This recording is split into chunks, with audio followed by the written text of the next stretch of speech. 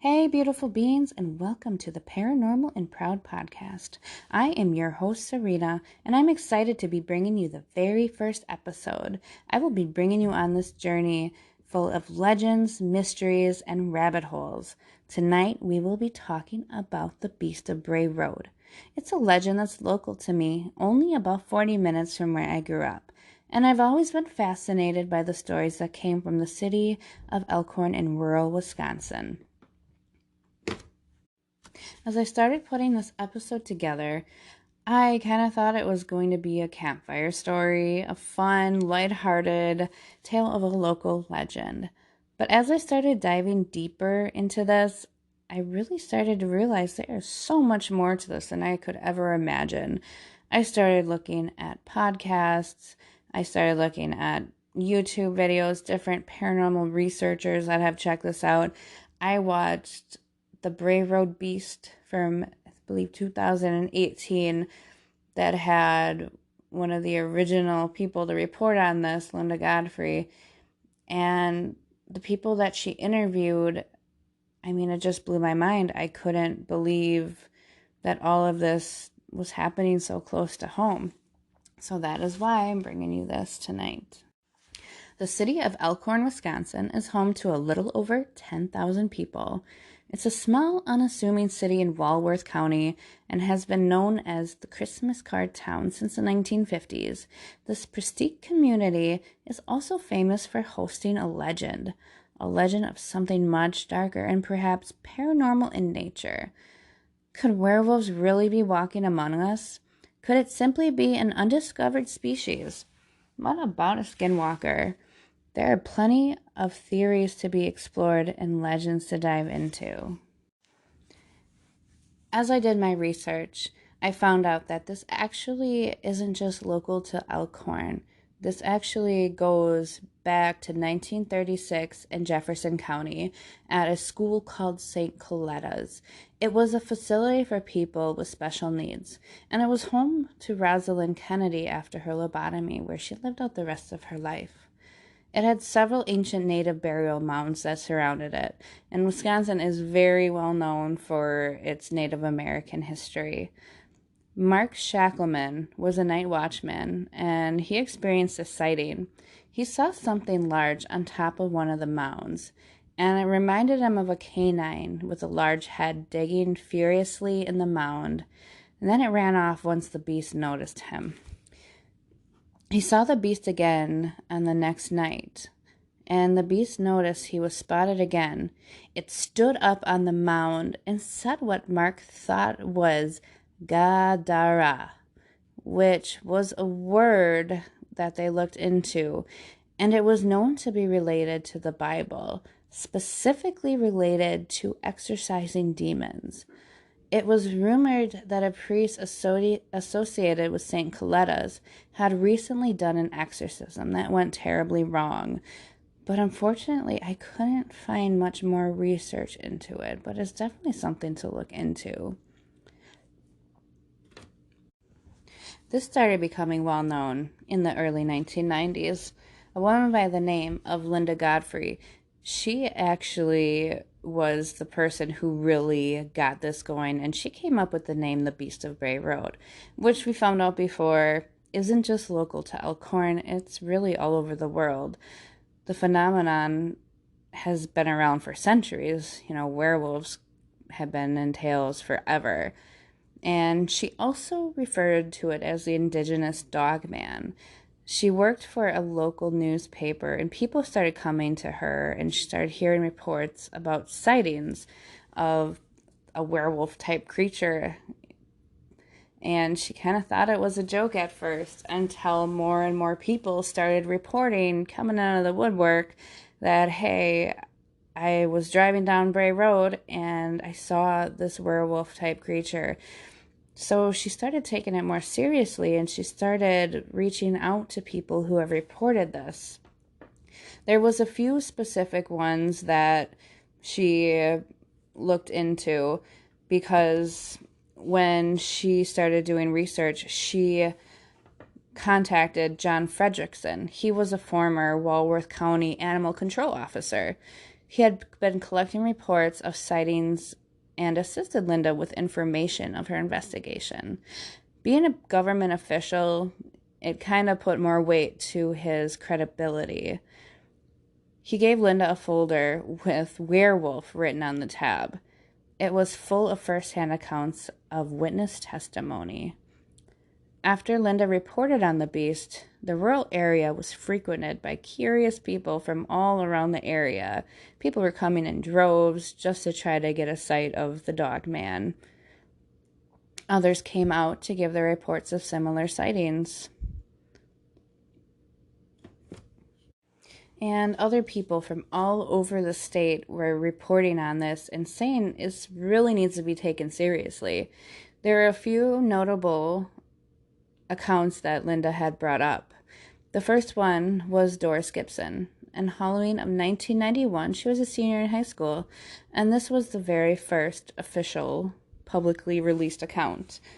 She thought she had a dog, and when she got out of her car to check, this ferocious beast started running towards her car, and it terrified her. She jumped back in her car and took off. And when she checked her car, there were claw marks on her trunk, which she was very terrified by. The next one was a young man by the name of Tom Brigda. At the time, he was a Milwaukee teen. This was late July, early August of 1991. He had a couple friends with him, and they were out and about on a foggy night, and they reported smelling an awful skunky scent. And when they looked in the headlights, they saw a head, a white, gray, black, hairy, huge head. A lot of people report this is a German Shepherd type head. And it scratched the side of his car with its long nails, like literally saw 2 sets of claw marks on the side of his car. And the third notable one she spoke about was Lori Andreezy. She was driving home late and saw something in the ditch. And she thought at first it was a dog, but the way it was kneeling down, dogs don't kneel. And it was canine-like, and it was eating roadkill with its hands. She specified hands, not paws. She did a lot of research and couldn't determine anything known in nature that it could possibly be. So she reported it to John Frederickson, where Linda got a lot of her information from. So overall, reports of this beast were that it is a biped, and it has the head of a wolf or a German Shepherd, and it's very large. Reports are anywhere between 6.5 all the way up to 8 feet tall. It's very hairy, but it has humanoid hands rather than paws. It has fangs, and one of the main reports is red glowing eyes, specifically glowing, not reflecting. And one of the creepier aspects, its legs are bent back like a dog, and it's very ferocious, very snarling, fang type face, and it always is seen running and walking on its hind legs, never on all fours.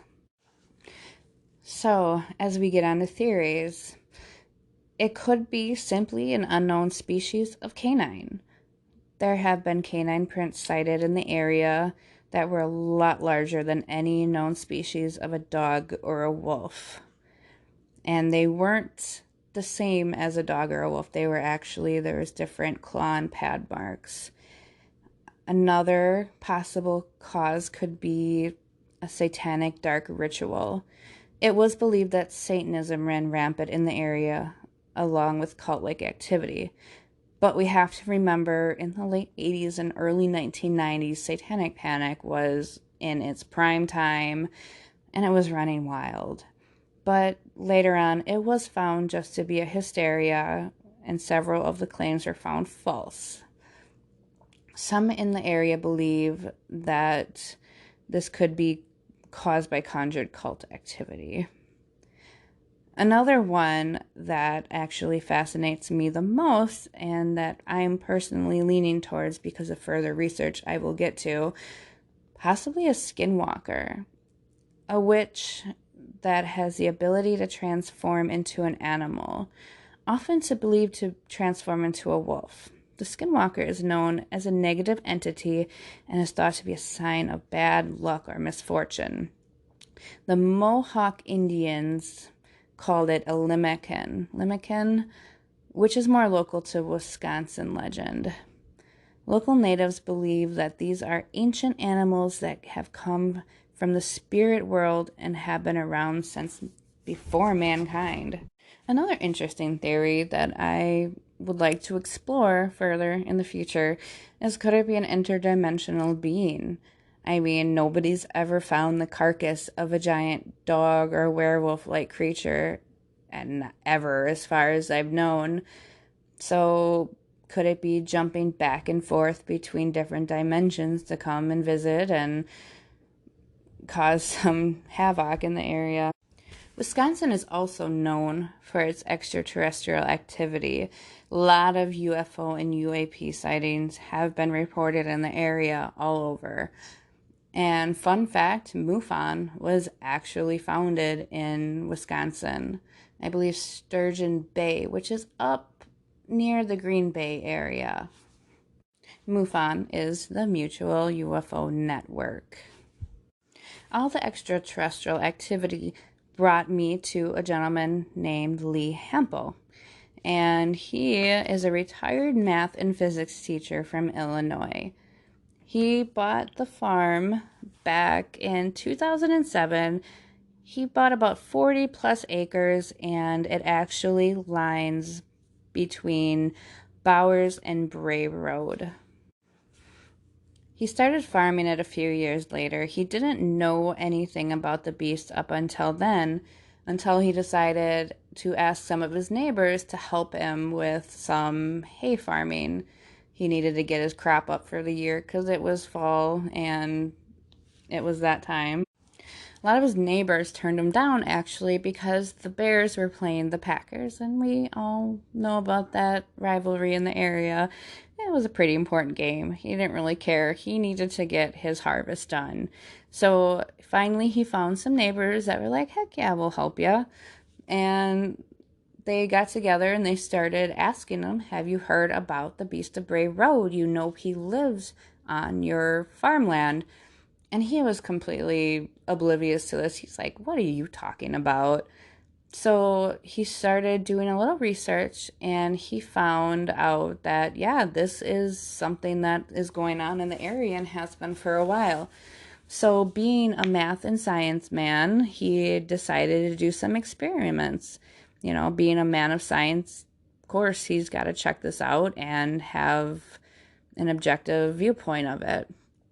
So he decided that he was going to find a raccoon carcass, and he brought it and he threw it in some weeds. You know, there was a lot of tall grass on his property, so he kind of threw it in the middle of some tall grass and left it alone for a couple days.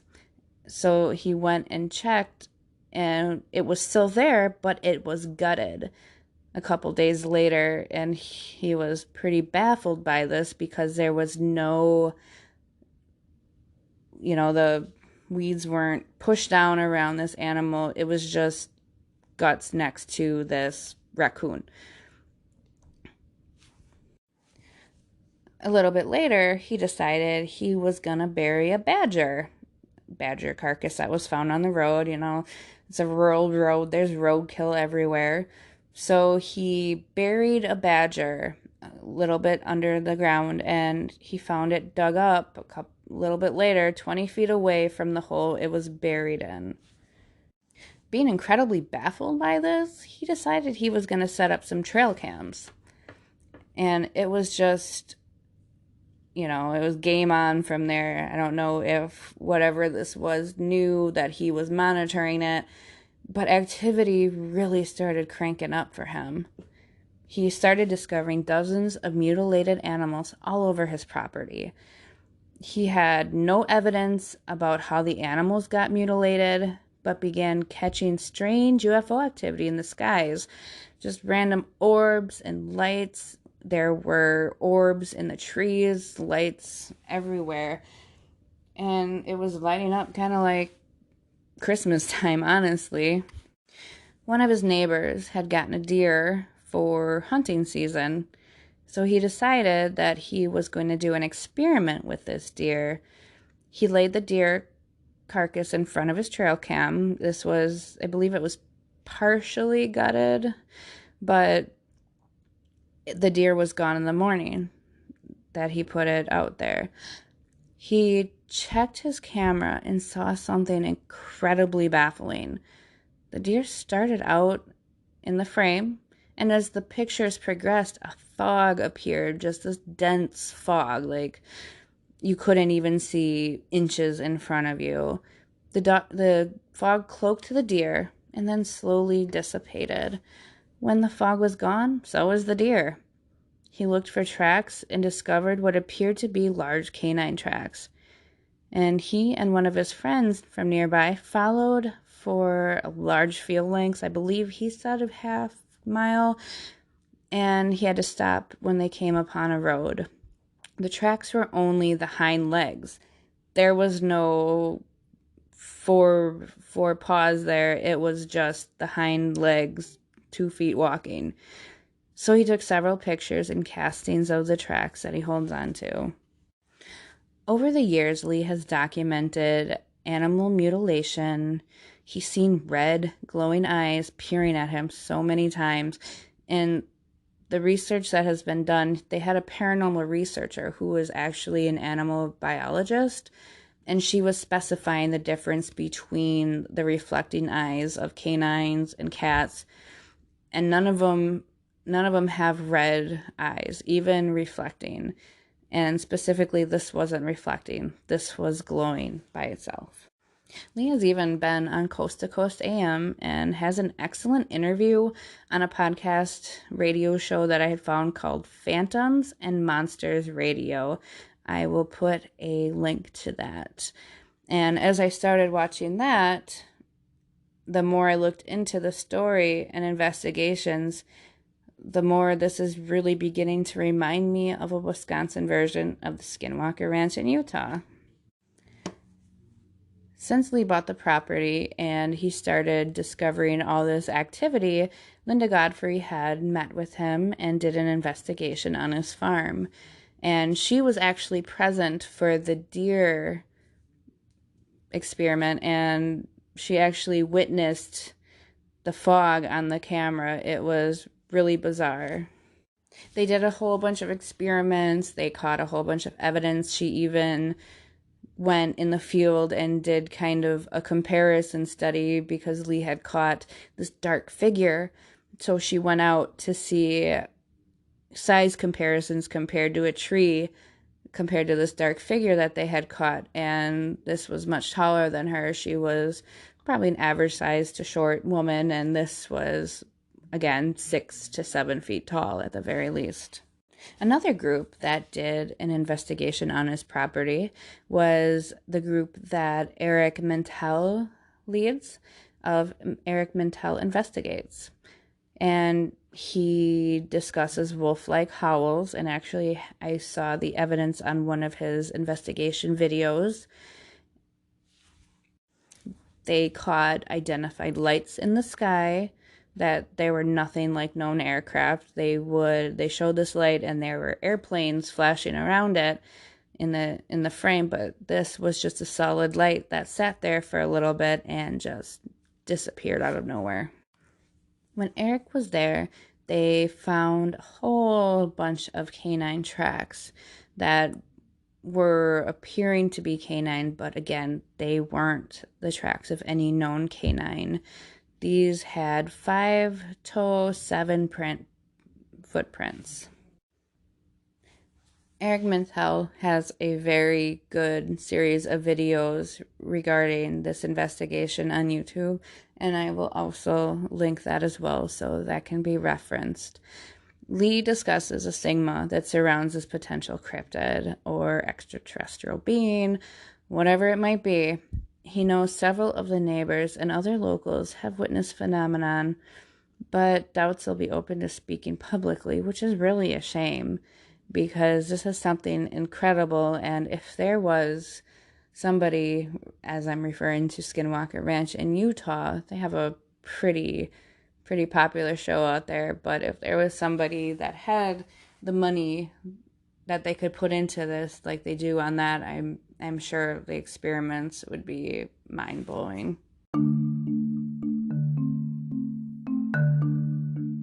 Well, my friends, to wrap up the Beast of Bray Road, we can just assume that they are an extraterrestrial werewolf that practices witchcraft and also likes to jump from dimension to dimension. That actually sounds kind of cool. But the truth is, we probably won't ever know, and that's okay, because we'll never stop looking for answers. And even if we never find them, the search is always fun. Now that you lovelies have listened to me bumble through my first episode, I thought I'd tell you a little bit about myself and why I named my podcast what I did. Ever since I was very young, I remember walking in the living room with my dad watching the Sci-Fi Channel, and there would be all kinds of different things on the TV. What I remember the most is the face of gray aliens looking at me from the TV, and I remember it kind of freaking me out. But I also remember that I was completely fascinated at the same time. My dad always taught me to never stop questioning things, that sometimes reality isn't quite what it seems. I also remember watching super creepy episodes of The X-Files, and it kind of became a family inside joke. There's a specific episode called Home, and I mean, if you know, you know. But it's kind of a rite of passage in my family. Sometimes all we have to do is mention the name and you'll be met with kind of chuckles because we get it. I named the podcast Paranormal and Proud because I've always been a lover of the paranormal. And there have been times where I was met with eye rolls and sighs and, oh God, she's going on about this again. There's also times when I would shy away because I felt like I would have to fit in some kind of box that everybody felt safe. The problem is that not everybody fits in a specific box. Sometimes you gotta be that black sheep and just be yourself, whether people really agree with you or not. As I was planning out this podcast, I was racking my brain trying to come up with a name, and finally, one day I was in the car with my daughter. I have a 6-year-old daughter, and we both absolutely love music. And we're always jamming out when we're in the car.